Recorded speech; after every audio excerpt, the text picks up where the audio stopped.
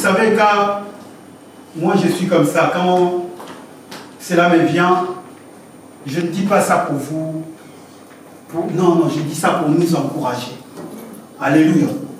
Tenons-nous la main dans la main. Il y a un frère qui est là, ça fait longtemps qu'on est avec lui ensemble. Il y a eu des moments de faiblesse, il y a eu des moments où il a pris des décisions, il y a eu même des moments où il disait non, c'est fini pour moi. Mais le Seigneur est toujours à ses côtés. Alléluia. Et je veux que tu saches, Dieu ne t'abandonne jamais. Le dimanche passé, le pasteur nous a parlé de la prière. Pas n'importe quelle prière.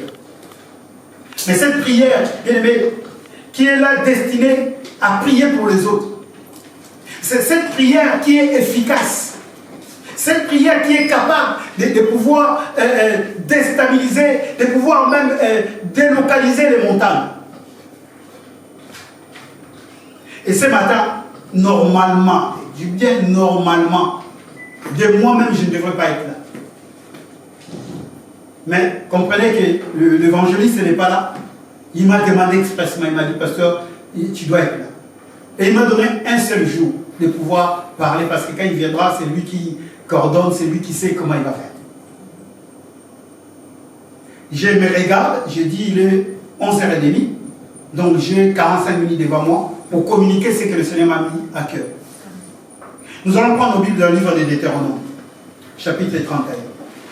Pasteur Timel. Deutéronome 31, du premier verset au 8e verset. Et nous allons lire également Josué chapitre 1, du premier au 8e verset. Pasteur, si tu peux lire aussi. Deutéronome chapitre 31. Voilà. Du verset 1er au verset 8. Verset 8.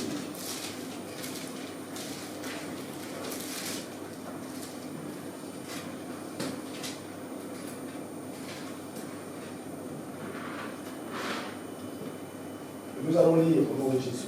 Amen. Moïse adressa encore ces paroles à tout Israël. Aujourd'hui, leur dit-il, je suis âgé de 120 ans.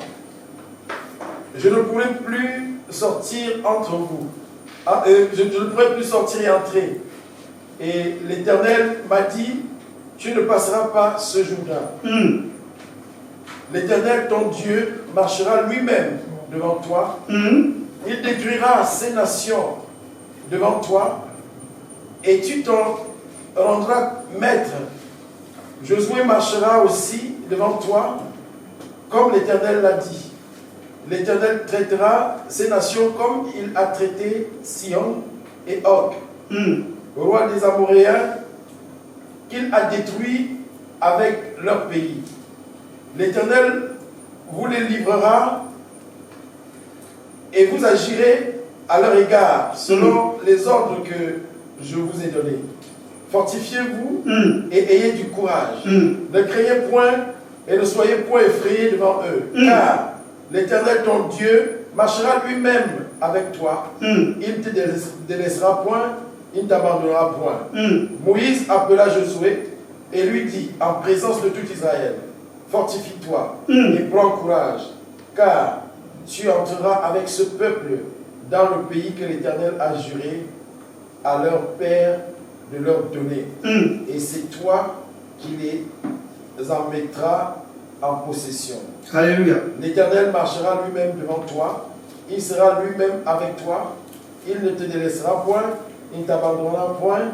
Ne crains point. Ne t'effraie point. Alléluia. On va aller maintenant dans le livre de Josué chapitre 1. Est-ce que nous sommes là? Josué chapitre 1, à partir du premier verset. Josué chapitre 1, à partir du verset 1. Après la mort de Moïse, serviteur de l'Éternel, l'Éternel dit à Josué, fils de Nun, serviteur de Moïse, Moïse, mon serviteur, est mort. Maintenant, lève-toi, passe ce Jourdain, toi et tout le peuple, et tout ce peuple, pour entrer dans le pays que je donne aux enfants d'Israël. On continue. Tout lieu que foulera la plante de votre pied, je vous le donne, comme je l'ai dit à Moïse.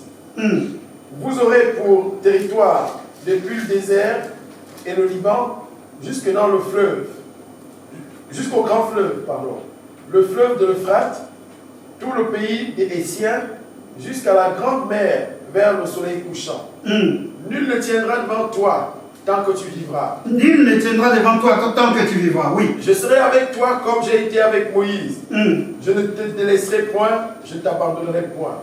Fortifie-toi et prends courage, car c'est toi qui mettras ce peuple en possession du pays que j'ai juré à leur père de leur donner.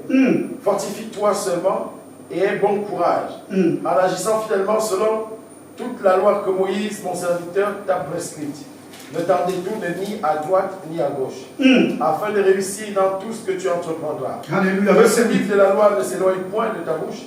Médite-le jour et nuit pour agir fidèlement selon ce qui est écrit, car c'est alors que tu auras du succès dans tes entreprises, c'est alors que tu réussiras. Amen. Est-ce qu'on peut acclamer le Seigneur? On peut acclamer la parole de Dieu. Est-ce que quelqu'un fait un constat? On n'est pas nombreux, d'ailleurs c'est mieux comme ça, ça se passe très bien. Est-ce que quelqu'un fait un constat? Oui. Dans ces deux écritures? Oui. Quel est ce constat, frère? L'Éternel réaffirme ce que Moïse a dit à Josué. Ok. L'Éternel fait quoi? Il réaffirme. Il réaffirme ce que Moïse a dit.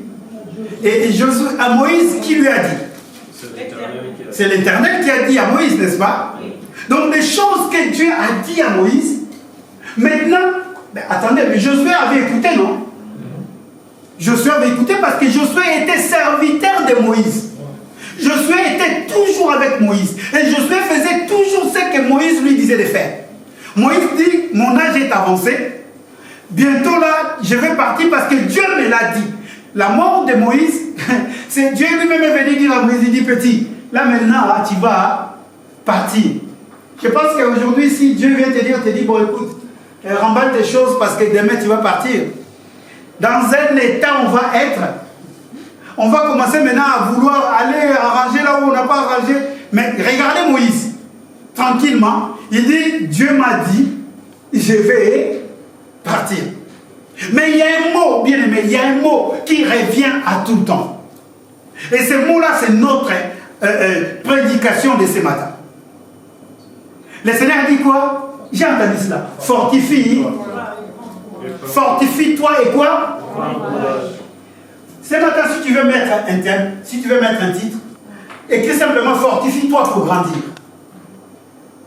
Fortifie-toi pour grandir. Bien aimé, Dieu fait une promesse au peuple et à Josué. Mais cette promesse est par rapport à la destinée. Cette promesse, bien aimé, est par rapport à son peuple, à la destinée de son peuple. Cette promesse est par rapport à la destinée là où le peuple devrait aller. Alléluia. Je vais vous parler aujourd'hui comme un prédicateur. La Bible dit que l'Ancien Testament, c'est quoi? C'est l'ombre des choses. Bien, mais quand vous rentrez dans une assemblée, je ne dis pas que ça doit être toujours comme ça. Mais quand un prédicateur prend un verset dans l'Ancien Testament, cela veut dire que des choses sont cachées. Même quand nous lisons l'Ancien Testament, c'est des choses qui sont cachées. Maintenant, c'est au prédicateur de nous ramener à la révélation. La révélation, en fait, ce n'est que le Nouveau Testament. Je suis dans cette dimension par la révélation que non, tu étais malade, Dieu m'a révélé. Non. La révélation de l'Ancien Testament, c'est le Nouveau Testament. Normalement, quand Dieu parle à l'Ancien Testament, il cache quelque chose qu'il devrait faire, que ces choses-là devraient venir. On nous parle aujourd'hui, on nous parle d'une conquête, on nous parle de cette promesse que Dieu fait, parce que le peuple d'Israël allait conquérir une nation, allait conquérir un pays que Dieu les a ordonné d'aller. Mais dans ce pays, il y avait déjà des hommes, il y avait des familles, il fallait chasser tous ces hommes-là, il fallait chasser toutes ces nations-là. Et le Seigneur leur dit quoi? Moi, je ne vous délaisserai. Il donne une promesse que le pays que j'ai promis à vos parents, à vos grands-parents, à Abraham, parce que ce pays, il l'a promis à Abraham, le père de la foi. Mais pourquoi cette promesse-là tient? Parce qu'il y a une garantie. Que Dieu te bénisse, homme de Dieu. C'est comme si on a dormi ensemble, en fait. Parce qu'il y a une garantie. Une promesse ne peut tenir que s'il y a une garantie. Voilà pourquoi aujourd'hui, entre nous les hommes, des fois les promesses ne tiennent pas, parce qu'il n'y a pas de garantie. Tu dis simplement à quelqu'un, je vais te donner 100 €, mais il n'y a pas une garantie là-dessus. Et la personne attend la promesse. En plus, quand on te dit, on va te donner 100 €, tu fais déjà des projets. Tu commences déjà à calculer que bon, comme c'est comme ça, demain, je vais acheter ça, je vais... Mais comme il n'y a pas de garantie, comme vous n'avez pas signé quelque chose, si la personne ne donne pas, est-ce que tu vas l'acquiser en justice? Mais s'il y a une garantie, s'il y a quelque chose de signé, si cette promesse-là ne vient pas, tu as le droit d'aller voir avec le papier que vous avez signé. Écoutez, il m'a promis ça, parce qu'on a signé, il m'a dit je signe tel jour, parce qu'il ne me l'a pas donné. Tu peux même porter plainte. Je ne dis pas de porter plainte. Alléluia. Et c'est notre force devant Dieu. Voilà pourquoi Dieu dit, quelle est la garantie? Je ne vous délaisserai, je ne vous abandonnerai. Mais aujourd'hui, on vient à l'église parce que l'église a été perturbée, l'église a été secouée. D'ailleurs, c'est bien que l'église a été secouée. Parce qu'on était aussi assis sur notre lit, on se disait, on est le plus grand de cette ville, on est le plus meilleur église de cette église. Même dans nos prédications, des fois, on disait, la parole est puissante dans cette église. Dieu gifle un peu. Alléluia. Dieu gifle un peu pour voir un peu si nous sommes forts, pour voir un peu si nous avons grandi, pour voir un peu si cette promesse-là, nous tenons toujours à la promesse. Alléluia. C'est pour une destinée. Et laissez-moi te dire, frère, tu as aussi une destinée. Alléluia. Amen. Si nous venons à l'église parce que nous avons une destinée, moi, ni t'étais la destinée, je ne serais pas là. Je viens à l'église. Oui, je viens pour adorer, pour célébrer le Seigneur. Mais au-delà de tout, parce qu'il y a une destinée. Et cette destinée, c'est le ciel. Alléluia. Je ne viens pas à l'église d'abord pour être guéri. Ça, ce ne sont que des miettes. Que, vous savez, Dieu peut guérir même un païen. Dieu peut guérir même un sorcier. Dieu peut le guérir. Parce qu'il est souverain. Mais Dieu ne laissera pas les sorciers rentrer au royaume. Mais toi et moi, nous avons une promesse. Toi et moi, nous sommes les enfants de la promesse. En Isaac, c'est ça, l'enfant de la promesse. Et Dieu, par cette promesse, il veut associer l'homme. Et Dieu, ce matin, veut t'associer. Dieu également veut m'associer. Dieu dit, je ne t'abandonnerai pas, je ne te délaisserai pas. Mais par rapport à cette promesse, tu dois aussi travailler. Fortifie. Est-ce que quelqu'un peut dire à son frère, à sa sœur, fortifie-toi?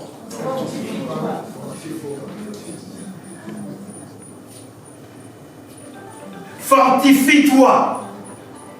Vous savez, des fois, on est branlé. Des fois, on n'arrive plus à suivre. Des fois, on n'arrive plus à faire quoi que ce soit. Mais Dieu engage l'homme à une responsabilité. Bien aimé, c'est maintenant. C'est ça. Ne vous inquiétez pas. Ne vous inquiétez pas. Sois connecté. Alléluia. Amen. Sois connecté. Dieu engage l'homme. Dieu veut engager l'homme à une responsabilité. Ce matin, Dieu veut t'engager. Dieu veut également m'engager. Vous savez, pour grandir, ça demande un engagement personnel. Alléluia. Quand on est bébé, oui. Quand on est bébé, on vous met une couche. Quand on est bébé, on vous donne à manger. Mais on a dit dans ces lieux, le grandir, c'est un processus, n'est-ce pas? Bon, maintenant, ça fait 20 ans que tu es dans l'église. Tu veux toujours qu'on te nourrit? Tu veux toujours qu'on prenne une cuillère qu'on te met dans la bouche, pasteur? À un certain moment, c'est un engagement. La nourriture est là, mais c'est à toi de manger. Parce que si tu ne manges pas, bon, on va te supplier, peut-être on va te dire mange, mange, mange. Mais si les enfants à la maison, non, j'ai pas faim, j'ai pas trop faim. On fait quoi? On les tape? On les tape pas. Parce que l'enfant n'a pas.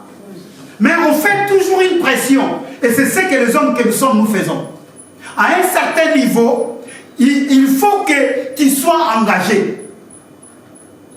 Josué était toujours avec Moïse. Josué a vu tout ce que Moïse a effectué. Josué a vu la main puissante de Dieu à travers Moïse.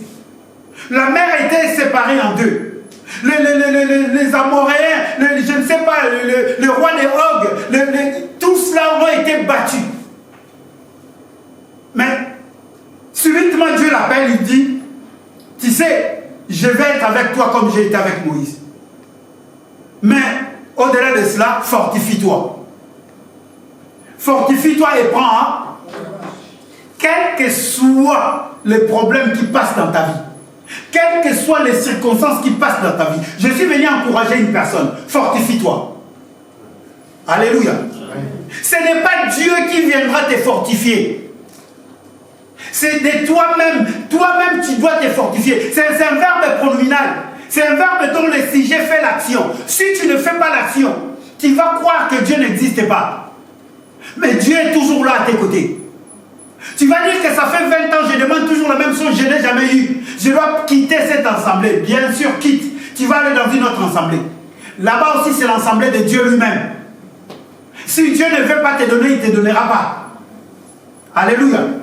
À moins que là-bas, il n'y ait pas Dieu, il y ait des pratiques occultes. Parce que laissez-moi vous dire, le diable est capable de donner. Mais quand il te donne, cela va se suivre des chagrins. Mais la bénédiction de Dieu ne se suit d'aucun. Reste ferme. Quand on dit fortifie-toi, cela veut dire c'est essayer d'ériger des fortifications. Une ville fortifiée, c'est une ville qui est barricadée. Et cette barricade, ce n'est pas quelqu'un qui va te le faire. C'est toi-même à faire une barricade. C'est à toi-même de te fortifier. Est-ce que tu peux fortifier ta vie? Alléluia. Est-ce que tu peux fortifier ta vie spirituelle? Est-ce que tu peux la fortifier? Amen, amen. Alléluia. Je suis venu parler d'une responsabilité, mais une responsabilité personnelle. Pour grandir, il faut une responsabilité personnelle. Une responsabilité personnelle. Bien aimé, la vie chrétienne ou la croissance spirituelle, je dirais c'est une conquête. C'est une... Dis à ton frère, la vie chrétienne c'est une conquête. Posez-moi maintenant la question, pourquoi une conquête? Parce que nous sommes en train d'aller pour conquérir le pays. Notre passage sur la terre, nous sommes en train de conquérir. Nous sommes en train de nous battre. Nous sommes en train de nous battre pour un jour arriver au ciel, le pays dont Dieu nous a promis. Dieu promet. Vous savez, quand Dieu promet, beaucoup de personnes aujourd'hui abandonnent la foi parce qu'ils ne comprennent pas. Je suis venu parler à quelqu'un. Je veux que ça soit clair. Vous savez, Dieu dit, je vais te donner la santé. Mais c'est à toi de conquérir la santé. Est-ce que vous le savez? Vous ne savez pas? Je donne un exemple simple. Dieu dit, je vais te donner le mariage. Mais c'est à toi de conquérir le mariage. Parce que Dieu ne viendra pas. Il t'amène une femme jusqu'à chez toi à la maison. Il le prend à la main. Tu vois comment Dieu venir. Il rentre et dit, Clément, voici la femme dont je te donne. Non. Dieu te promet, je vais te donner une femme. Mais c'est à toi de conquérir la femme.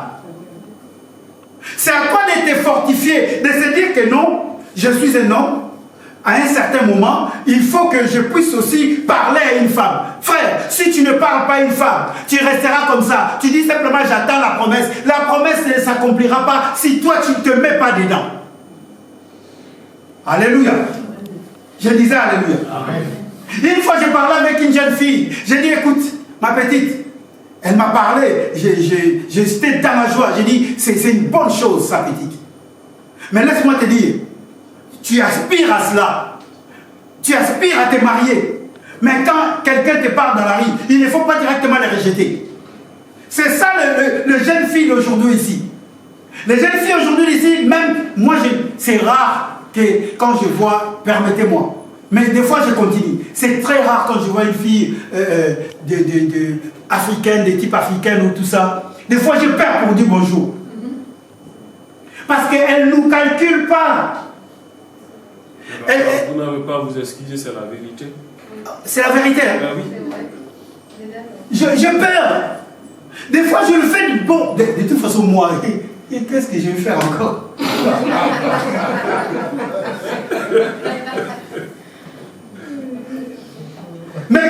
Regardez bien, quand tu dis simplement bonjour, comme si tu n'existais pas. Elle trace. Et pourtant, peut-être c'est l'homme de ta vie que tu viens de laisser partir. Il faut écouter. Oui, ma soeur, bonjour, bonjour. Quand tu écoutes, tu sens que les choses qu'il est en train de dire sont vraiment des choses futiles, des choses inutiles. Tu dis, mon frère, merci, hein, que Dieu te bénisse.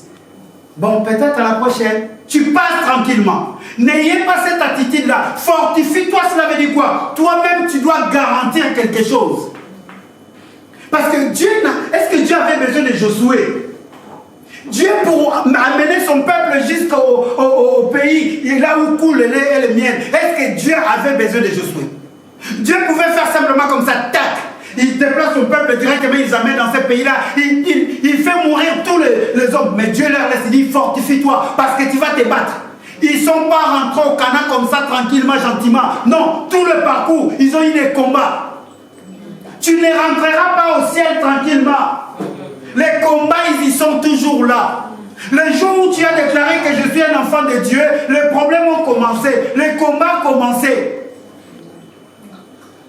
Maintenant, c'est à toi-même de prendre le taureau par le corne, comme disent les Français.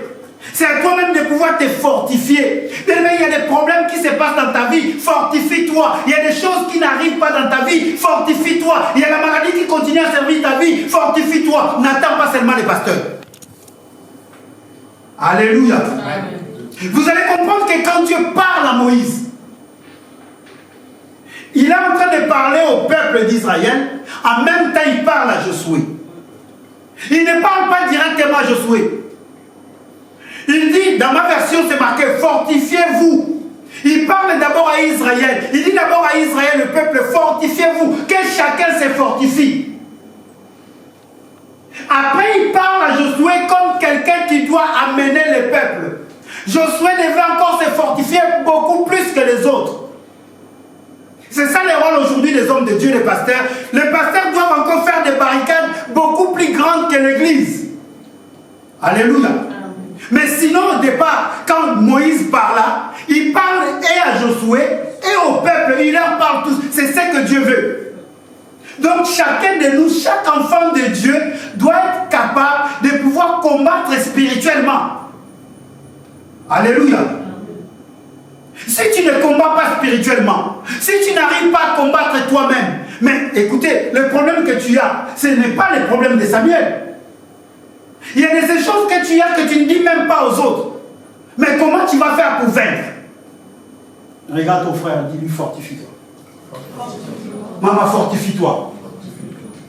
Dans la vie, il y a des choses des fois qui arrivent. Il y a des personnes des fois que nous rencontrons. Nous pensons que j'ai rencontré un ami.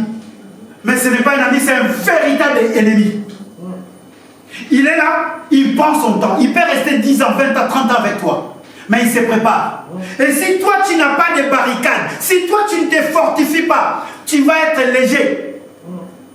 Alléluia. Et tu vas te rendre compte que tu pries, mais rien ne se passe. Parce que c'est lui qui est à tes côtés. Des fois, il prie avec toi. Je ne suis pas venu pour te faire peur. Je suis venu pour te dire que tu dois être capable. Tu dois être puissant. Alléluia. Quand Dieu dit fortifie-toi, cela veut dire sois puissant. Un enfant de Dieu doit être puissant. Amen. Amen. Et puissante.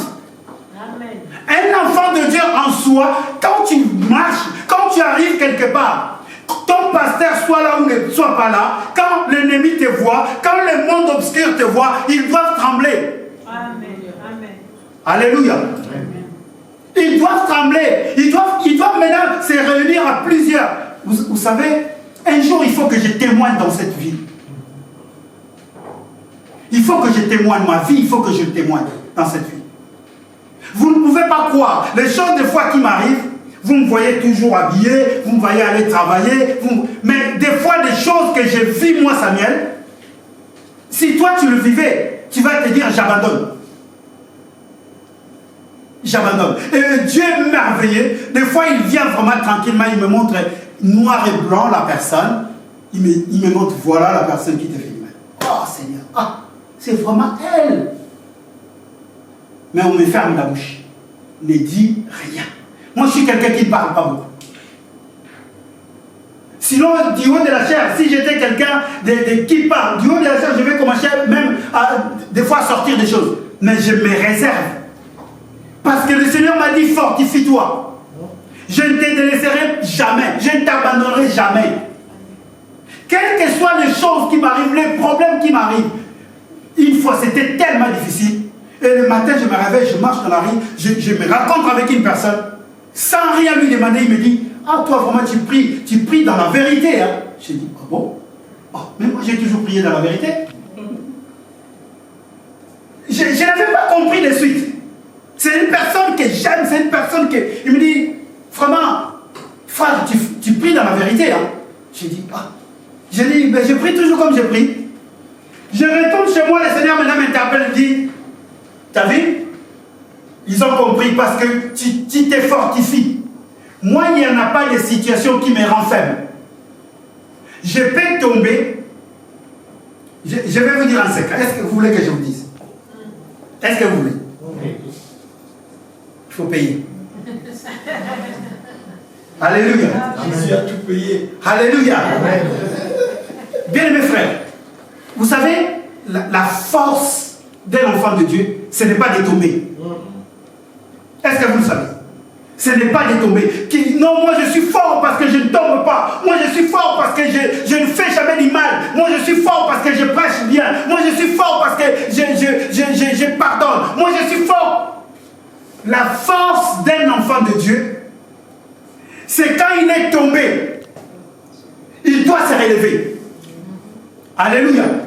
C'est ça la force. La force que l'ennemi craint. Parce que le combat est toujours là. Il va te donner des coups. Il pense que tu es tombé, tu ne vas plus te relever. Mais quand tu te relèves, l'ennemi se dit, il dit, mais tu pries vraiment en vérité. Hein? Cela veut dire quoi? Il t'a tabassé la nuit et il a pensé que le matin, tu ne vas pas te réveiller. Il a pensé que tu vas te réveiller peut-être avec une jambe, tu es en train de boitiller. Mais il te voit souriant, il te voit, tu es toujours là. Il dit, mais attends, mais c'est pas possible. La nuit, je lui ai terrassé, mais le matin, il s'est relevé. Parce que Dieu ne te délaisse jamais. Amen. Parce que Dieu ne t'abandonne pas. Amen. Mais c'est à toi de te fortifier. Amen. Tu sens vraiment que je ne peux pas aller à l'église. Tu te réveilles le matin et l'esprit te dit, de toute façon, tu as vu l'église. Quand tu vas, c'est toujours le même. Il n'y a que 10 personnes. De toute façon, tu vas faire quoi? De toute façon, tout le monde sont partis. Toi, il n'y a que toi qui es resté. Il y a des choses qui arrivent. Il y a des choses qui arrivent. Tu te réveilles le matin, tu prends ta douche. Je vais y aller. Amen. Alléluia. Amen. Je vais y aller. Même si je serai seul, mais sache-le que le pasteur sera là. Amen. Bien aimé, moi, même si je viens seul, je vais célébrer le culte. Amen. Je ne vais pas rester seul, je veux que tu sois là. Voilà pourquoi je vous appelle des fois. Frère, je ne t'ai pas vu, sœur, je ne t'ai pas vu. Parce que je veux que nous soyons ensemble. Bien, moi j'ai connu le vague de cette assemblée. J'ai connu le mouvement. 18 ans, c'est pas peu de choses. Hein. 18 ans, c'est beaucoup. Hein. J'ai connu le mouvement, j'ai connu le vague. J'ai connu. Mais je sens que. Oh, mais Dieu, il est toujours là. Vous savez, il n'y en a pas des indispensables avec Dieu. Ça, il faut le garder. Il n'y a pas des indispensables avec Dieu. Que celui-là, s'il n'est plus là, Dieu ne sera plus là. Non. Amen. Quand le culte a commencé, le pasteur a donné un témoignage. Un homme marchait. Il marchait avec Dieu. Il marchait avec Dieu. Et quand il marchait, il voyait les 4 pas. Ces 2 pas et les 2 pas de Dieu. Il marchait, il marchait, il marchait. À un certain moment, il ne voit plus les 4 pas, il voit que les 2 les 2 pas. Et l'homme, c'est que Dieu te bénisse, c'est comme si on était ensemble. Et l'homme s'est dit, ah, Dieu m'a abandonné, Dieu ne veut plus de moi, Dieu m'a délaissé. Parce qu'il ne voit que les 2. Et c'est ce que vous êtes peut-être en train de voir. Vous êtes en train de voir que les 2 pas. Mais Dieu le rappelle, il dit, non, moi je suis toujours là. Mais il dit, maintenant, Dieu, je ne vois plus tes pas. Il dit, non, c'est parce que c'est moi qui t'ai porté. C'est tes pas qui ne sont pas là. Alléluia. Donc ce sont tes pas qui ne sont pas là. Il y a des moments tes pas ne sont plus là. Mais Dieu est toujours là. Fortifie-toi afin que tes pas soient là. Continuez à marcher, même quand rien ne va. D'ailleurs, si vous voulez goûter combien Dieu est bon, c'est dans la souffrance. Alléluia. Je ne veux pas que nous continuions à souffrir parce qu'on nous dit quand on vient en Christ, c'est la joie, c'est la bonne santé. Bien aimé, cette bonne santé-là, il faut le garantir. Si tu as bonne santé et que tu vas aller manger des cochonneries et que tu vas aller manger des choses qui ne vont pas bien, tu ne seras plus en bonne santé. Est-ce que vous le savez?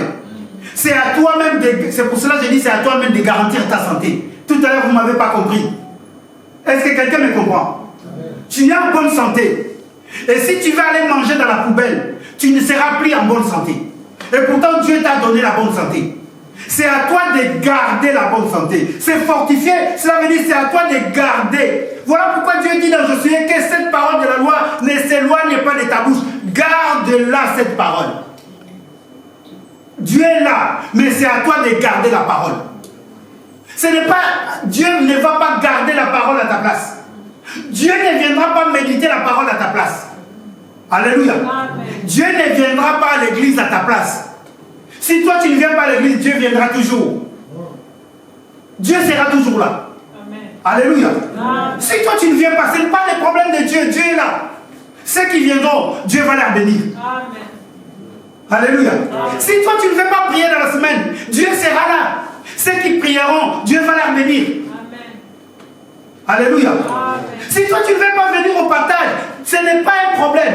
Dieu sera là au partage. Ceux qui seront là, Dieu va leur ouvrir les yeux. Amen. Alléluia. Est-ce que nous sommes là? Est-ce qu'on peut acclamer Jésus?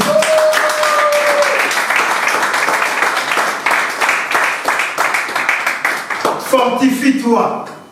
Bien-aimé, la promesse du succès de la conquête n'est pas inconditionnelle. Je veux que tu l'écris. La promesse du succès de la conquête n'est pas inconditionnelle. Elle est liée au travail. La promesse du succès de la conquête. Si tu veux avoir du succès, voilà pourquoi Dieu dit à Josué, médite la nuit et jour afin que tu aies du succès. La promesse du succès de la conquête. Josué était dans la conquête. Il allait conquérir, il allait amener ce peuple à Canaan. Et cette promesse-là ne pouvait s'accomplir que si Josué travaillait. Ce n'est pas inconditionnel. Il y a une condition toujours. Avec Dieu, il y a toujours des conditions. Si tu obéis, je ferai ceci. Si tu obéis, je ferai cela. Avec Dieu, mais ce n'est pas que tu viens. Parce qu'aujourd'hui, on a, nous les prédicateurs, le pasteur, je ne sais pas, le docteur, les archibishops, on a rendu un mauvais service aux enfants de Dieu. Un très mauvais service. La fin du culte, bon, toute l'église, mettez-vous en alignement, c'est moi le pasteur qui va prier pour vous. Bonne chose. Une fois oui, deux fois oui, mais il faut montrer aux enfants de Dieu eux-mêmes de prier. Et même d'être capables de pouvoir s'en sortir des épreuves. Alléluia. Vous ne priez pas à la maison, vous venez simplement mettre vos têtes sur le pasteur. Vous connaissez le pasteur? Vous savez ce qu'il a fait pendant la semaine? Vous savez s'il a prié pour vous savez s'il a fait quoi et quoi? Mais si vous priez dans votre maison, même quand le pasteur dit, levez-vous, venez me voir. Le Saint-Esprit peut vous convaincre aussi, dit, aujourd'hui n'y va pas. Parce qu'à chaque jour, tu vas, tu tombes. Comment ça se fait, tu vas toujours chez le pasteur, tous les jours, il te met les mains, tu tombes. Donc les esprits, quand ils partent, ils reviennent. Alléluia. Surtout vous les femmes, vous laissez tomber facilement. Oui, j'en suis sûr, les esprits sont là, mais quand la puissance de Dieu est là, quand les esprits partent, ils ne doivent plus revenir. Vous savez pourquoi ils reviennent? Parce que vous ne vous fortifiez pas, parce qu'on ne se fortifie pas. Il faut faire des fortifications, il faut ériger des barrières. L'esprit est parti, mais maintenant quelle est ta vie? Comment tu t'es conduit? Si tu te conduis toujours comme avant, l'esprit va revenir. Et la Bible dit, quand il partira, il va prendre encore 7 esprits plus puissants que lui. Il va les ramener quand ils vont rentrer. Cela va dire, c'est là tu vas commencer à dire, ce pasteur-là, il n'a pas la puissance. Non, c'est toi, c'est ton problème. Alléluia. C'est ton problème. Parce que Dieu a opéré à travers la main d'un pasteur. D'ailleurs, ce n'est pas le pasteur qui guérit. Ce n'est pas le pasteur qui est là pour faire des miracles. Non. Dieu fait des miracles à travers un homme. Alléluia. Amen.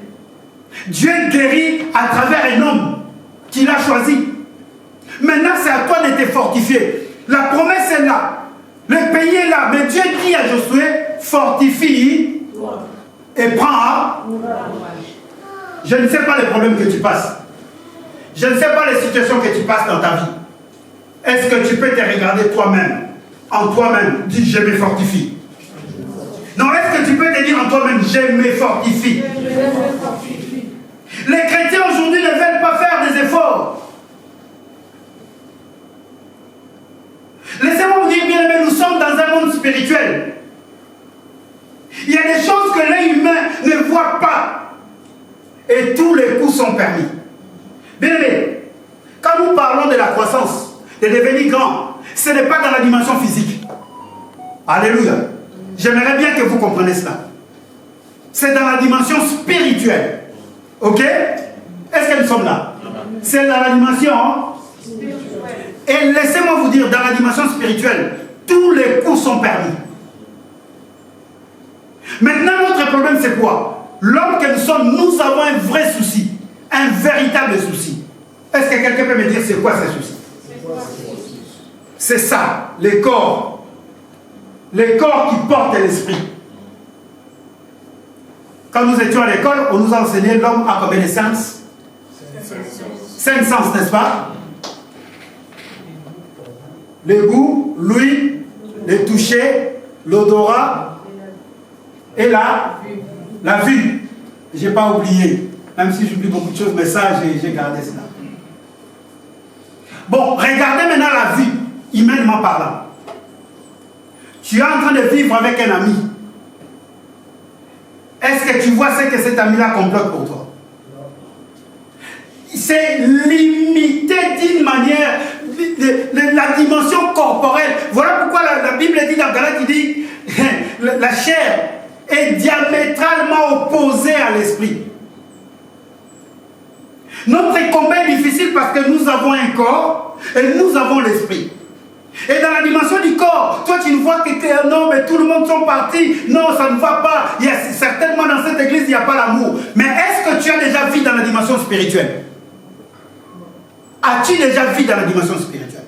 Et nous parlons de devenir grand dans la dimension spirituelle. C'est que ton œil ne voit pas dans la dimension physique. Il faut maintenant te fortifier afin que Dieu puisse te permettre de voir des choses spirituelles. Et quand Dieu va commencer à te montrer des choses spirituelles, à ce moment, tu ne vas pas beaucoup te lamenter. Tu ne vas pas beaucoup te lamenter. Le peuple se sont lamentés. Exode chapitre 12. Le peuple se dit, mais c'est pas possible. C'est pas possible, Moïse. On était bien. Regarde maintenant, il voit dans l'œil physique. Il voit que Pharaon et tous ses chars, il voit qu'ils sont là, prêts à leur bondir dessus. Mais Dieu a permis à Moïse de voir ce qui est spirituel. Amen. Et il leur dit, les Égyptiens que vous voyez aujourd'hui, vous ne les verrez plus jamais. Seulement parce que Moïse voyait dans la dimension spirituelle. Est-ce que tu peux demander à Dieu que tu puisses voir dans la dimension spirituelle? Amen. Est-ce que tu demandes cela à Dieu? Quand tu pries, tu dis, Dieu, je veux que tu m'amènes dans la dimension de voir spirituellement. Tu vois un homme beau, tu vois une femme belle, mais dans le spirituel, tu ne sais pas qu'est-ce qu'elle est cette femme. Dans le spirituel, tu ne sais pas qu'est-ce qu'il est cet homme. Il peut être là bon, il peut te donner l'argent, il peut t'enseigner, il peut même parler de Dieu, mais dans le spirituel, tu ne le connais pas. Alléluia. C'est pour cela, moi, je n'ai pas honte de vous dire, de vous demander. Moi, je demande tout le temps. Je dis, quand vous priez, priez afin que Dieu vous montre qui je suis, parce que je me tiens au-devant de vous. Il faut prier dans cette dimension. Seigneur, cet homme-là, le pasteur qui s'était devant de nous, il est vraiment qui réellement? Il est qui? Alléluia. Amen. Et si Dieu te montre, maintenant dans cette dimension, même ta prière va changer. Même ta manière de prier pour moi va changer. Parce qu'aujourd'hui, tu pries pour moi, tu as peut-être de la compassion charnelle. Vous savez, quand la deuxième vague des hommes sont partis, une sœur est venue me voir. Mais tout triste, elle est partie, mais elle est venue me voir. Tout triste, elle me tient dans la main. Presque en pleurant. Presque en pleurant, ils disent, pasteur, j'ai vraiment beaucoup de la peine pour toi. Pasteur, je l'écoute. J'ai dit, mais elle ne comprend pas. Parce que si tu avais vraiment de la peine, tu devrais rester. N'est-ce pas? Tu ne devrais pas partir.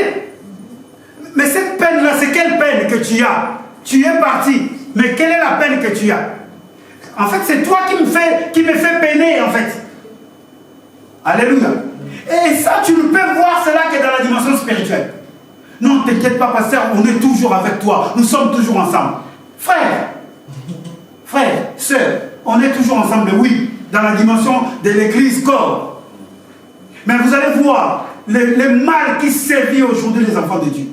Ce qui est dangereux dans nos assemblées. On est simplement amis, on est simplement soudés quand on prie dans une même assemblée.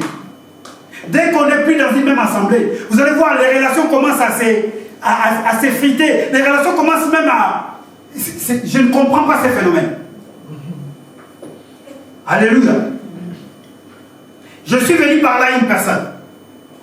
On nous a enseigné la prière. C'est dommage, j'ai qu'un jour pour parler de ça. Deutéronome chapitre 8. Prenons Deutéronome, retournons dans Deutéronome. Ne vous inquiétez pas, je vous ai dit, même si je parle de l'Ancien Testament, je dois vous amener au Nouveau Testament également. Est-ce qu'on peut lire le premier au troisième verset, homme de Dieu? Deutéronome chapitre 8, du premier au troisième verset, je lis ce qui suit. Vous observerez et vous mettrez en pratique tous les commandements que je vous ai prescrits aujourd'hui, afin que vous viviez, que vous multipliez et que vous entriez en possession du pays que l'Éternel a juré de donner à vos pères. Alléluia. Souviens-toi de tout le chemin que l'Éternel, ton Dieu, t'a fait faire pendant ces 40 années dans le désert, afin de t'humilier et de t'éprouver, pour savoir quelles étaient les dispositions de ton cœur. Alléluia. Et si tu garderais ou non ces commandements. Alléluia. Il t'a humilié, il t'a fait souffrir de la faim, il t'a nourri de la manne que tu ne connaissais pas et que tu n'avais pas connu, tes pères, afin de t'apprendre que l'homme ne vit pas de pain seulement, mais que l'homme vit de tout ce qui sort de la bouche de l'Éternel. Alléluia. À la maison, lisez Deutéronome 11.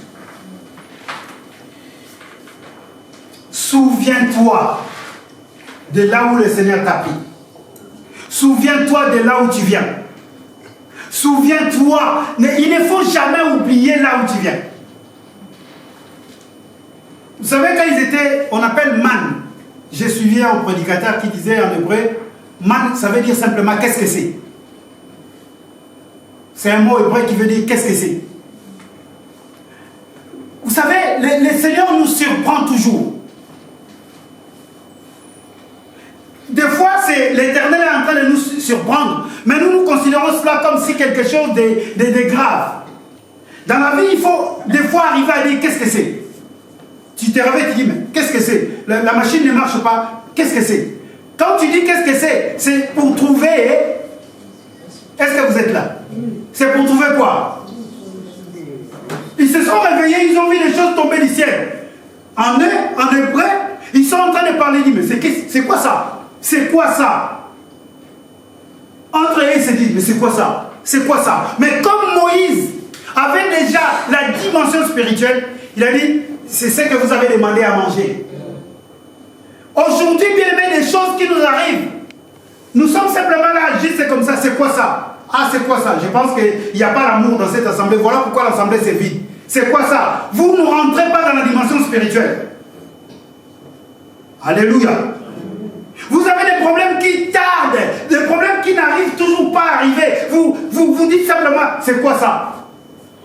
Ah, je pense que c'est mon oncle, je pense que c'est ma tante, je pense que parce que... Non. Celui qui vient en Christ est devenu une nouvelle ère. Et les choses anciennes doivent être. Toute chose est devenue nouvelle. Mais alors, est-ce que cette parole pas pour toi également? Est-ce que cette parole n'est pas pour toi? Qu'est-ce qui résume ta vie? C'est le bien matériel, les voitures? Qu'est-ce qui résume ta vie spirituelle? Est-ce que l'église doit être inondée de personnes? Qu'est-ce qui résume ta vie spirituelle? Est-ce que tu dois bien prêcher? Non! Ce qui résume ta vie spirituelle, ma vie spirituelle, c'est la manière dont tu te fortifies. C'est la manière dont tu es capable de résister. Quelqu'un qui se fortifie, il résiste. En fait, Dieu disait à Josué, résiste. Est-ce que quelqu'un peut dire résiste? Aujourd'hui, je suis venu parler à quelqu'un de résister. Est-ce que tu peux résister? Est-ce que tu peux résister aux assauts de l'ennemi? Est-ce que tu peux résister aux paroles méchantes que les hommes te parlent? Est-ce que tu peux résister à des situations difficiles qui t'arrivent souvent? Alléluia. Nous sommes porteurs de promesses et le combat est très ride. C'est des actions posées par les porteurs de promesses qui amèneront les promesses à se réaliser. Il n'y a que les actions portées par le porteur du promesse. Quand tu es porteur du promesse, le combat est tellement ride. Et tout enfant de Dieu est porteur du promesse. La promesse que tu portes, c'est que tu puisses hériter les siennes. Et le combat est... Vous savez, le diable ne combat pas tes voitures. Le diable ne combat pas, même pas ta santé. Ça, c'est des petites choses. Le diable ne combat pas, le diable combat ta vie spirituelle. Prenez Ephésiens chapitre 6 qu'on a lu tout à l'heure. On a lu tout à l'heure, on ne va pas lire. Regardez les versets, je ne sais pas, 7 ou 6. Là-bas, Dieu parle par Paul, et Paul dit, fortifiez-vous. C'est les mêmes mots, fortifiez-vous. On va prendre le livre de Luc, au chapitre 2. Là-bas, on ne parle pas d'un homme, mais on parle de Dieu. Pasteur, est-ce qu'on peut lire juste le verset 39 à 40? Luc chapitre 2. Regardez ce qui se passe. Luc chapitre 2, ouais. Verset 39 à 40. Lorsqu'ils eurent accompli tout ce qu'ordonnait la loi du Seigneur, Alléluia. Joseph et Marie retournèrent en Galilée, à Nazareth, leur ville. Or, l'enfant croissait et se fortifiait. Il était rempli de sagesse et de grâce de Dieu, et la grâce de Dieu était sur lui. Alléluia. Amen. Alléluia. Amen. Est-ce que quelqu'un a compris? La Bible dit quoi? L'enfant grandissait et quoi? Et c'est... Cet enfant-là, c'est qui? Jésus. Mais c'est Dieu, non? Alléluia. Donc on nous parle quand Jésus était en train de grandir, il s'est fortifié. Il s'est fortifié. Et pourtant il est Dieu. Mais la Bible nous montre. Donc quand Dieu parle à Josué là-bas, c'était l'ombre des choses à venir. En fait, il est en train de nous parler aujourd'hui. Et notre modèle, c'est Jésus-Christ de Nazareth. Toi qui grandis dans la parole de Dieu, est-ce que tu te fortifies? Est-ce que quand tu lis la parole, quand tu viens au culte, quand tu rentres à la maison, est-ce que tu mets des barrières? Or, à Josué, on lui a dit, fortifie-toi. Que cette parole de la loi ne s'éloigne pas de ta bouche. Quand vous lisez dans le livre de Deutéronome 11, vous allez voir que là-bas, on est en train de parler de l'obéissance. C'est fortifier, cela veut dire obéir. Alléluia. Quand on parle de se fortifier, cela ne veut pas dire que tu vas dans la salle de musculation, tu portes je ne sais pas, le poids pour que les bras, les biceps. Non, cela veut dire obéir. Dieu est toujours avec toi. Dieu te donne la promesse. Mais il veut que tu puisses obéir. Jésus-Christ grandissait en obéissant au Père. Amen. Alléluia. La Bible dit, il a obéi en toutes choses à son Père. Quand on parle de se fortifier, Cela veut dire que tu dois obéir à la parole de Dieu. Et tu dois prendre maintenant le courage de pouvoir le mettre en pratique. Quand on dit fortifiez-vous et ayez courage, tu obéis à la parole. Maintenant, il faut que tu aies le courage de mettre la parole de Dieu en pratique. Il y a des hommes qui obéissent à la parole, mais qui ne le mettent pas en pratique. Vous allez voir quelqu'un, quand il vous parle de la parole de Dieu, quand il vous prêche, mais c'est même personne qui prêche, mais qui n'obéit pas à la parole de Dieu. Alléluia. Je vais finir dans 5 minutes. Bien évidemment, je ne suis pas habitué de prêcher un jour. Mais je suis venu simplement t'encourager. Fortifie-toi dans ce processus de croissance. La croissance est là. La nourriture est là. D'ailleurs, Ephésiens 6, c'est clair. Il ne dit pas Dieu va vous revêtir des armures. La Bible dit revêtez-vous. C'est toi-même à te revêtir. Le pardon est là. C'est toi-même qui dois exercer le pardon. L'amour est là. C'est toi-même qui dois exercer l'amour. La vérité est là. C'est à toi d'exercer la vérité. Dieu ne viendra pas par force te mettre la vérité. Non, la vérité est là, les hommes de Dieu prêchent. La parole de Dieu, la Bible est là. Maintenant, c'est à toi de te... La Bible est claire. Il y a des mots. Hein. Dans la Bible, quand vous lisez la Bible, il faut voir des mots. Revêtez-vous. On ne dit pas qu'on vous revêt comme on avait revêti Josué. Non. On dit revêtez-vous. Donc c'est à toi-même. Il dit je mets devant vous la vie et la mort. Choisissez la vie afin que vous... Est-ce que quelqu'un de lui-même peut revêtir la vérité? Parce que la vérité est là. Pourquoi tu ne parles pas la vérité? Parce que la vérité est là. Alléluia.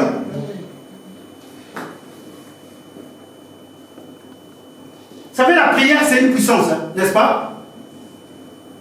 C'est un des éléments capitaux pour se fortifier dans le Seigneur. Je dis bien, c'est un élément capital. Mais je vais te choquer ce matin. Et je vais finir par là. Vous savez, l'efficacité de la prière. Vous savez, c'est quoi une prière efficace? L'efficacité de la prière dépend de la connaissance de la parole de Dieu. Alléluia. Est-ce que quelqu'un est d'accord avec moi? L'efficacité de la prière dépend de la connaissance de la parole de Dieu. Parce que dans Matthieu 5, dans Matthieu 6, 5, quand on dit ne priez pas comme les hypocrites, ils sont là dans la rue, ils sont en train de se taper la poitrine, ils sont en train de rabâcher pas les mots. Bien aimé, quelqu'un qui connaît la parole, quand il va prier, ça va être autre chose que toi qui ne connais pas. On nous dit, il ne faut pas multiplier les paroles en priant. Mais si je ne veux pas multiplier les paroles en priant, je vais prier que 2 secondes. Seigneur, merci, et c'est bon. On nous dit de ne pas multiplier de vaines paroles. Il faut bien lire la parole. De ne pas multiplier quoi, hein? Alors les bonnes paroles, il faut les multiplier. Alléluia. Amen. Comment on va prier 1 heure du temps si on ne multiplie pas les paroles? Vous vous êtes jamais posé la question? Il faut prier 1 heure du temps. Parce que Christ, à ce jour-là, venu dit, vous n'avez pas pu prier 1 heure du temps. Mais si on ne multiplie pas les paroles, comment on peut rester 1 heure? Oh! C'est des vaines paroles. Or, la puissance de la prière, c'est la parole de Dieu. Parce que quelqu'un qui a la parole de Dieu ne manquera pas de paroles pour prier. Alléluia. Est-ce que nous sommes là? Ah, l'évangéliste, il m'a donné un jour. Je vais essayer de négocier. On va négocier. Alléluia. Et l'exaucement de la prière. L'exaucement de la prière, je suis venu te donner un secret. Ça ne dépend pas de la connaissance de la parole. L'exaucement de la prière dépend de la mise en pratique de la parole de Dieu. Nous sommes là. L'exaucement de la prière dépend de quoi? De la mise en pratique. Quand Dieu disait à Josué, fortifie-toi. Donc Dieu lui disait, tu obéis. D'ailleurs, que cette parole de la loi ne s'éloigne pas de ta bouche. Tu dois obéir à tous les commandements. D'ailleurs, dans Deutéronome 31, c'est ce que Moïse a dit à Josué. Toutes ces paroles que je t'écris aujourd'hui, Vous allez obéir. Beaucoup de personnes connaissent la parole de Dieu. Beaucoup de chrétiens connaissent la parole de Dieu, mais ils n'obéissent pas. Ils n'obéissent pas. Beaucoup de personnes, des chrétiens, n'obéissent plus à la parole. Vous allez le voir en train de parler, de prier. Il est en train de pâter même parce qu'il y a des personnes, quand ils prient, c'est comme si le ciel va tomber. Et bien aimé, laissez-moi vous dire, il y a beaucoup de prières que nous faisons. Nous ne voyons pas les résultats. C'est parce que nous ne mettons pas la parole de Dieu en pratique. Alléluia. Commence à mettre la parole de Dieu en pratique. Là où la Bible dit pardonne, tu pardonnes. Là où la Bible dit il faut aimer, tu aimes. Il y aura des moments où tu ne prieras pas. Tu dis juste un mot, les choses arrivent. Tu frappes, n'importe, on ouvre directement. C'est parce que tu mets cette parole en pratique. Connaître la parole, c'est une bonne chose. L'ennemi connaît également la parole. La Bible dit, l'enfant grandissait, il s'est fortifié. Cet enfant-là, c'est Jésus. Et Paul vient dire, fortifiez-vous dans le Seigneur. Fortifiez-vous. Bien aimé, je suis venu parler à quelqu'un. Frère Adolphe, fortifie-toi. Pasteur Clément, fortifie-toi. Cela veut dire, dans une dimension, tu ne regardes pas quelqu'un à côté de toi. Tu ne regardes pas ta femme, tu ne regardes pas ton mari, tu ne regardes pas tes enfants. De toi-même, essaie de mettre des barricades. Essaie de prendre une résolution. Est-ce que ce matin, tu peux prendre une résolution? En disant que je vais commencer maintenant à obéir à la parole. Et je vais essayer de mettre cette parole en pratique. C'est ça le combat le plus difficile. C'est ça le combat le plus difficile. Obéir à la parole et mettre la parole de Dieu en pratique. Que personne ne vous ment. Quand Paul parle du combat spirituel, voilà pourquoi il dit, vous devez vous revêtir des armes. Parce que la vérité, si vous avez la vérité, vous allez continuer à obéir à la parole de Dieu. Cela démontre que vous obéissez à la parole de Dieu.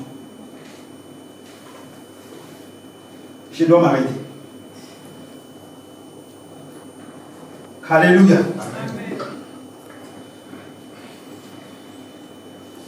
Les choses que vous voyez aujourd'hui, les Égyptiens que vous voyez aujourd'hui, vous ne les verrez plus jamais. Alléluia.